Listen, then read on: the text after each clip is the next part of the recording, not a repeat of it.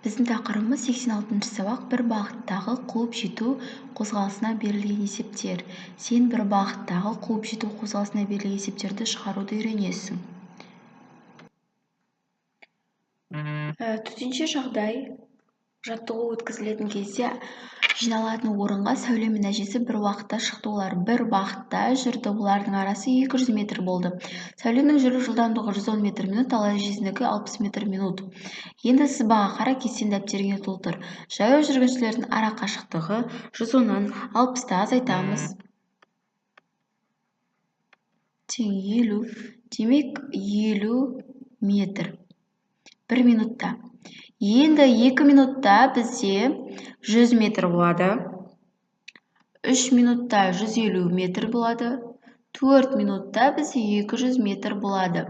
Қанша минутта олар жетеді? Яғни бізде S-іміз 200 болу үшін, 4-ке 200 метр болу үшін қанша уақыт кетіпті? 4 минут кетіпті. Жауабы бізде 4 минут. Келесі есеп. Болат пен Серіктің үйлерінің арасы 160 метр. Олар мектепке қарай бір уақытта үйден шықты. Серік 100 метр минут, ал Болат Серікті қуып жету үшін 120 метр минут жылдамдықпен жүрді. Неше минуттан кейін Болат Серікті қуып жетеді дейді. Оны табу үшін айырмашылықты табамыз. Бұны табамыз. 120-дан 110-ды азайтамыз. Сонда бізде 10 метр минут болады. Енді бұл жақындау жылдамдығы. Ал енді уақытты табу үшін біз 160-ты, барлық жолымыз 160 қой. Соны мына бізде 100 болу керек. 100, иә. 20 шығады. Соны біз 20-ға бөлеміз. Сонда бізде Т уақыты шығады. Яғни S-ті бөлеміз В-ға. 160 бөлу 20 тең болады 8 минут. Уақыт бізде 8 минут. Так, мына есепте 490-ды 25-ке көбейтетін болсақ, бізде жауабы шығады 12250. 490 бөлемін 4-ке, көбейтемін 100-ге. 12250. Бұл бізде С жауабы. 444-ті 4-ке бөліп 100-ге көбейтетін болсақ, 111 және 2-ні өлтіркейміз, 11100 болады. Бұл бізде А жауабы. Келесі 412-ні 4-ке бөліп, оған 100-ді көбейтеміз. 103 көбейту 100. 10300. Бұл бізде У жауабы. Енді 880-ді 4-ке бөлемін, 100-ге көбейтемін. 220, 2-ні өлтіркеймін, 22 000. Бұл бізде А жауабы. 808-ді 4-ке бөлемін, 202, оған 100-ді көбейтемін.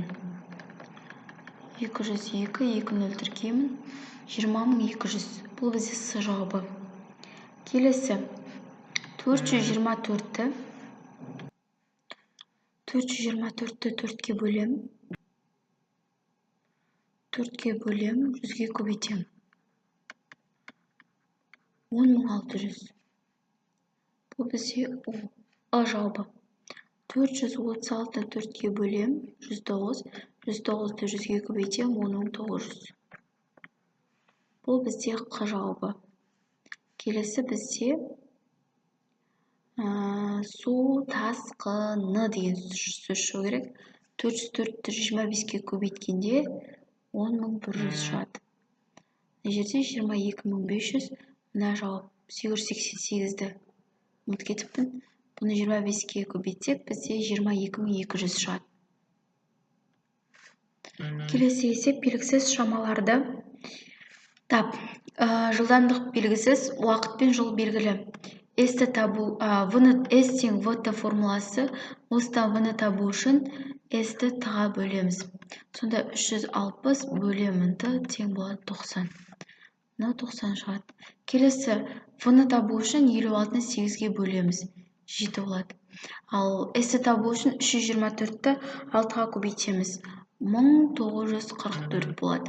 Келесі уақытты табу үшін 720-ны 90-ға бөлеміз, 8 сағат шығады. Келесі теңдеу. X қосу 450 азайтам 3540 тең 4000 бөлу 80. Ең бірінші мына жердегі амалды орындаймыз. X қосу 450 азайту 3540 тең болады 50. Так, X қосу 450 тең 50. Мына минус 3540-ымыз теңдікті оң қапталына плюс болып өтеді. Плюс 3540. Сонда X қосу 450 тең болады 3596.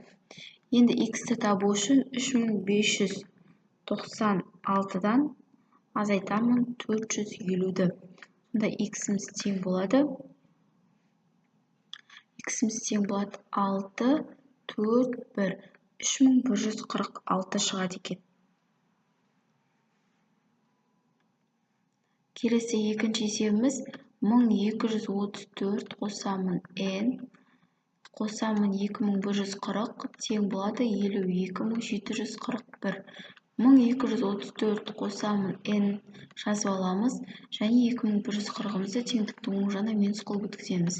2741-ден 2140-ты азайтамыз. 1234 қосылған n тең болады 50.601 шығады. Сонда n тең 50.601-ден азайтамын 1234-ті. Сонда n-іміз тең болады 601-ден 1234 азайтса 49367 шығады. 49367. Келесі теңдікте қандай сан қалып қойған? Мына жердегі бос орынды x деп алуға болады. Сонда 123452-ден x-ті азайтамыз және көбейтеміз 890.000-ға қосамын 773-ті. Сонда тең болады 890.773. Енді 890.773 шығады. Енді мына теңдікті дәл сол күйінде жазамын.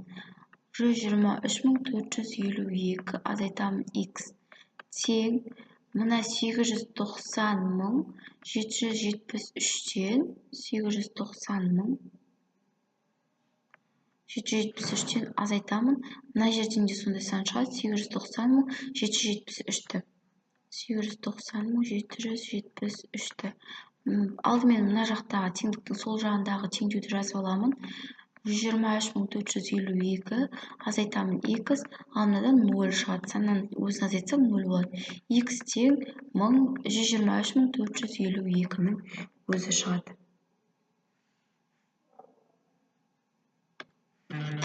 Жоқ, кешіресіздер. Мына жерде көбейту екен ғой, мен оны қосу деп тұрып. Бөлеміз 1 болады. Сонда x тең 52-ден 1-ді азайтамыз. X тең 123.451 болады екен. Келесі есеп Каспий теңізінің ауданы 171.000, ал бұл Арал теңізінің ауданының 362.697 квадрат километрге артық дейді. Арал теңізінің ауданы қандай дейді? Артық десе азайтамыз. 371.000-нан азайтамын 362.597. Қарыз береміз, 10-нан 7-ні азайтамыз 3. Мұнда 9 қалды, 9-дан 9 азайтамыз 0. Мұнда тағы 9 қалды, 9-дан 5 азайтамыз 4. Мұнда тағы қарыз береміз. Жоқ, қарыз бердік қой, 0 қалды мұнда. Енді тағы қарыз береміз 9, 9-ды 10-нан 10, 10-нан 2-ні азайтсақ 8. Мұнда 6 қалды, 6-дан 0, 0 оқып қалды. Сонда жауабы 8403.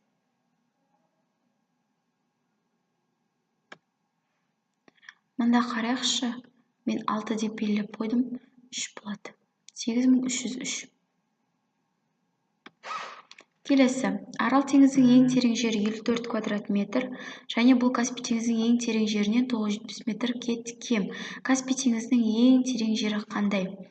Так, бұл есеп 54-ке 971-ді қосамыз. Сонда 1025 метр шығады екен жауабы. Келесі есеп, А және Б, С қалаларының арасы тас жолмен жайғасқан. Енді Б қаласы А, С қаласының ортасында орналасқан. А қаласынан С қаласына қарай 85 км/сағ жылдамдықпен жеңіл автокөлік жолға шықты. Онымен бір уақытта Б қаласынан С қаласына қарай 60 км/сағ жылдамдықпен жүк көлігі де жолға шықты. Егер А және Б қалаларының арақашықтығы 25 км болса, жеңіл автокөлік жүк көлігі неше сағаттан кейін қуып жетеді дейді. Ол үшін 85-тен 60-ты азайтамыз. Сонда бізде 25 км/сағ шығады. Енді Т уақытты табу үшін S-ті В-ға бөлеміз. 125-ті 25-ке бөлеміз. Сонда бізде жауабы 5 сағат шығады.